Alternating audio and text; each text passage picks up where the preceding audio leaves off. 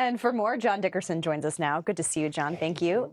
So the former congressman was essentially saying that he's concerned that the timing of the subpoena might look political. And we're actually now just hearing from Donald Trump, who weighed in on Truth Social, essentially saying, why didn't you ask for this months ago?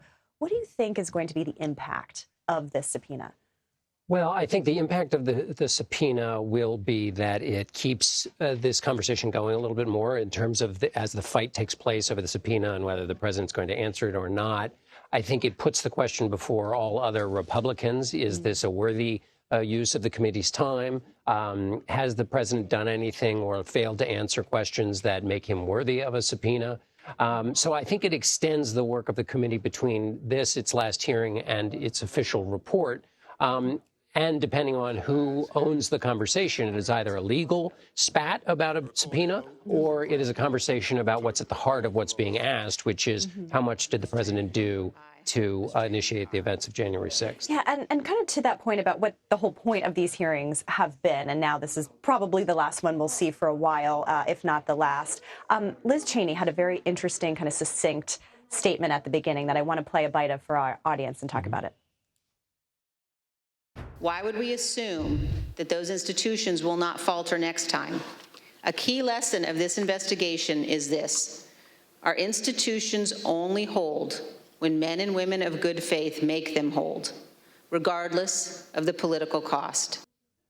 So she's essentially saying we have to have accountability so that this doesn't happen again. I mean, is that the takeaway from these hearings? It is, because as horrific as the events of January 6th are, there is a hero's story, which is all those people, big and small, who stood up against enormous pressure to do the wrong thing, and they did the right thing.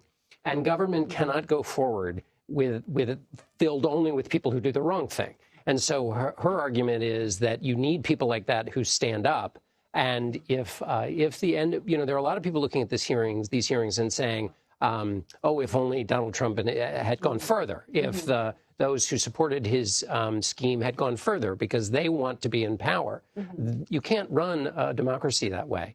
And so this is still a live question that she's raising and saying, unless people point to this and say Donald Trump needs to be held accountable, those who enable him need to be held accountable, then if it's not considered important enough to protect democracy, then nobody will protect it the next time it's threatened. Right, exactly. And I think another really stunning part of all of this is, and Benny Thompson kind of alluded to this, is that most of the evidence that we've seen has been presented from Republicans.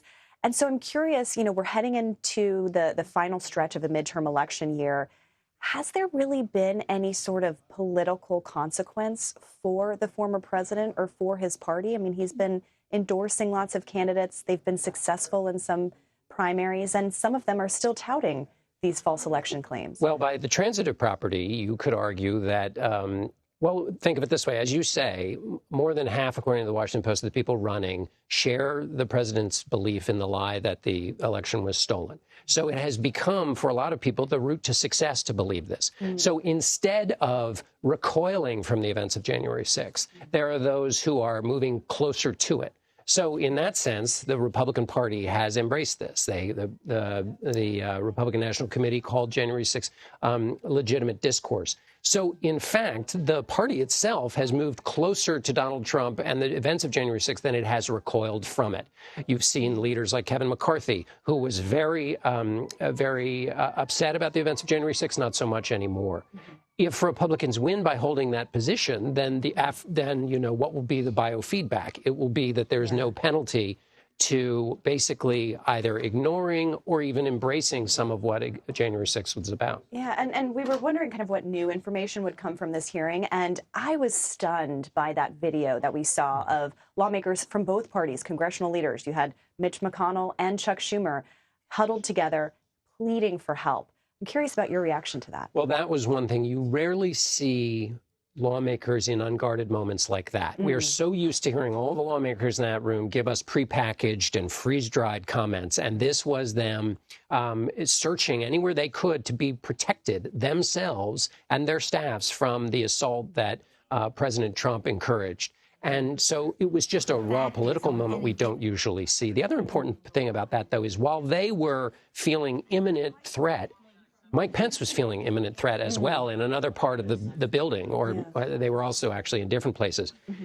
The point there is that this is one of the two instances where President Trump knew there was danger and knew that he could either turn the wheel towards safety or turn it towards danger. He knew Mike Pence was under threat, and he issued a tweet that made him more under threat.